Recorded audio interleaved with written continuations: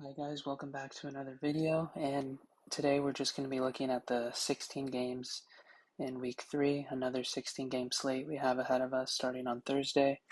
And I'm going to make some picks against the spread, and we'll see what happens. So I want to kind of make it against the spread this time because I think it adds just another layer, another dimension, makes it a little bit more interesting as well. So instead of picking just straight winners and losers. So yeah, let's get started with this. We have the New England Patriots and the New York Jets tomorrow on Prime Video. So I am a Jets fan. This is their home opener. This is their third game in 11 days. Um, it's been a brutal start to the schedule, being completely honest with you guys. As you can see, it also says 61% have picked the New England Patriots so far at plus 6.5. Um, I might just have to do the same.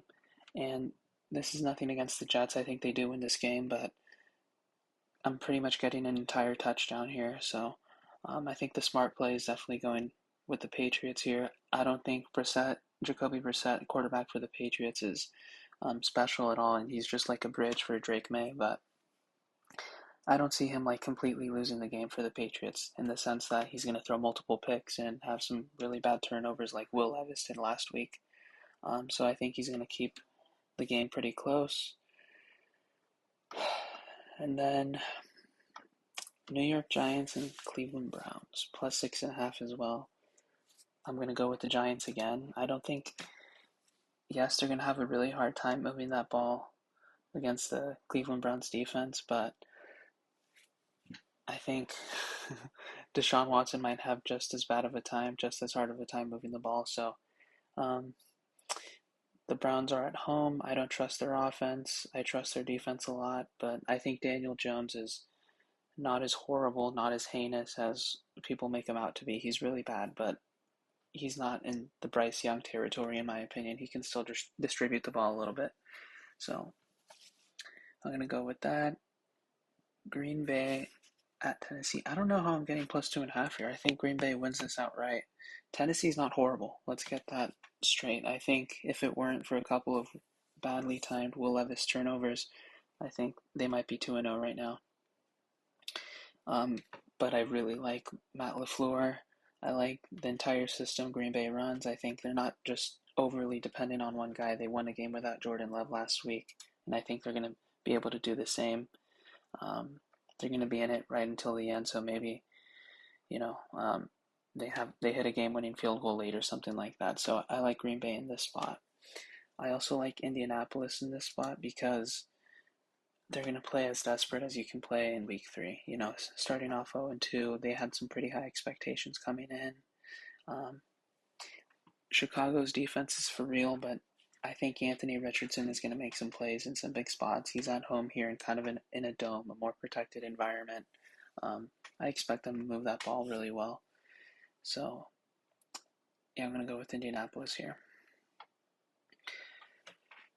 Minnesota and Houston. I think, yeah, this is one of the closer ones, 60-40.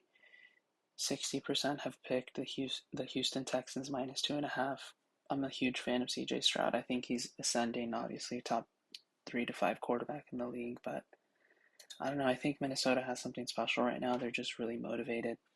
They're kind of playing like on cloud nine, if you will. I love Kevin O'Connell. He's one of the brightest head coaches in the league. As long as Sam doesn't really lose this game, I think they're going to be in it. I think at home they're going to get a boost. That's not an easy trip per se for Houston.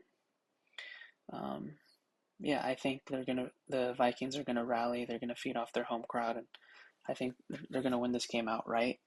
So I'm gonna go with the plus 2.5. Have I taken all the? No, I've taken one favorite so far, right? Yeah, I've taken the Colts as favorites at home so far.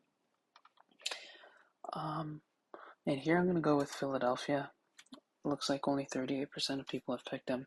I'm not buying into the New Orleans Saints hype yet. I'm not buying into it. I don't really trust Derek Carr that much. I think they have a lot of really good pieces. Obviously, they have some veterans that have been around the game for a long time, and everything looks great. They've scored on pretty much every drive that Derek Carr's been in. But with all that said, I think at some point or another they're gonna have a reality check. So maybe Philadelphia comes out fired up. Maybe they make some plays early, kind of set the tone defensively. I don't really love their defense. I don't love their secondary, especially. Their secondary is way too young. Way too many players that were recently drafted. I'm iffy on this, but I can see Philadelphia like playing this game really close. I can see Philadelphia like kind of upsetting the Saints in this game because I don't know. I think New Orleans, once you if you play that well for 2 straight weeks, you're kind of in line for a letdown, right? Maybe this is the spot for New Orleans. They kind of get let down, so I'm going to be banking on that. I'll take the Eagles plus 2.5, and this is a no-brainer as well. I think the Chargers are a better team. I think they have the better quarterback for sure. The coaching matchup is pretty even. Tomlin and Harbaugh, I think they're both really good coaches, but shoot, I don't care. I don't trust Justin Fields at all, man. I don't trust him at all. I haven't been impressed with what he's done so far. I understand that he hasn't turned the ball over, which is valuable when you have a great defense like Pittsburgh does. If the Chargers don't win this game, if they don't cover this, it's probably because TJ Watt erupted or something like that. But I the Chargers' strength is also their offensive line with Slater and Joe Alt, their offensive tackles. So if there's any team that can kind of neutralize TJ Watt, I'll say it's the Chargers. So I'll go with them today. Tampa at home, I think they go 3-0, 6.5. Yeah, I think they do a pretty good job of stomping on teams that they're supposed to stomp on. They did that in week 1 against Washington. Another rookie quarterback with Bo Nix here coming to town. Baker Mayfield is really confident. He's firing the football all over the field. I'll take the Bucks minus 6.5. I'll take the Panthers plus 5.5. Andy Dalton. I think he's going to make some plays. I think every team gets a boost when there's a big change, either a coaching change, a quarterback change, something like that. They're going to be kind of galvanized, and they're going to put together their best performance of the year so far. So I think Vegas might still win, but give me the Panthers there. Miami going cross country to play the Seattle Seahawks in the 1 o'clock window. Not easy. Skylar Thompson being the quarterback. I can still see Miami covering this, but I'll go with Seattle here.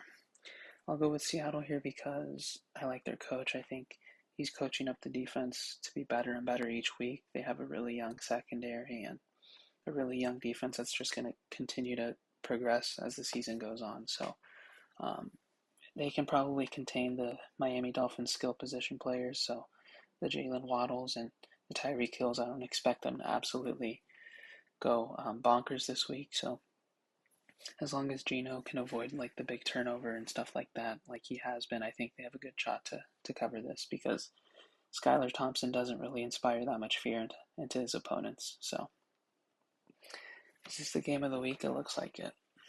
Baltimore is a half-point favorite. Baltimore needs this game more because they're 0-2. 0-3 is pretty much a death sentence this time of year. I think Lamar has played relatively well. If anyone disagrees with that, please tell me why. I don't think he's just bailing out of the pocket for fun. I think he's only doing that when he has to. I think the defense gave away the game last week against the Raiders.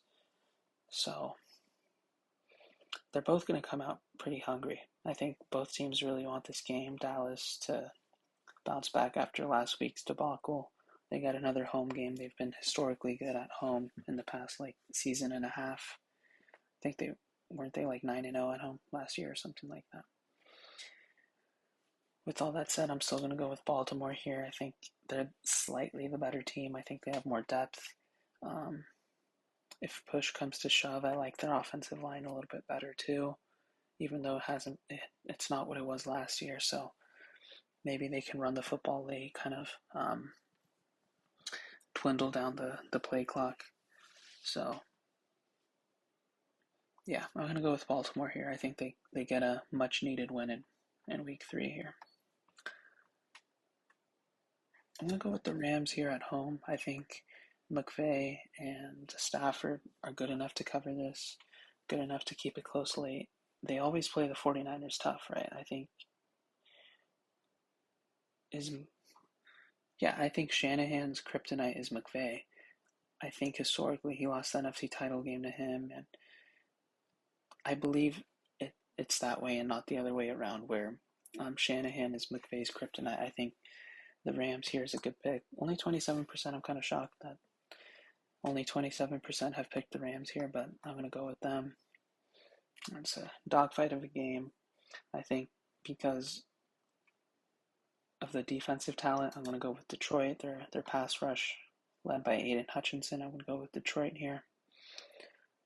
Big game for them. They really need this one in a dome, so their offense should translate well. Plus 3.5 feels generous. I think Kansas City can win by a field goal. And I don't think that's crazy. I'm not expecting Kirk Cousins to go out there and beat Patrick Mahomes, but his defense is pretty well coached, pretty good talent on that defense. And Kansas City hasn't pulled away from an opponent this year yet, so let's take the plus 3.5. I'm going to take the plus 5.5 with Jacksonville. They're going to come out desperate. Their season is pretty much on the line with Houston 2-0 and stuff like that. So expect the most inspired performance from the Jags so far this year on Monday night, kind of a standalone game. So they should really put on a good performance.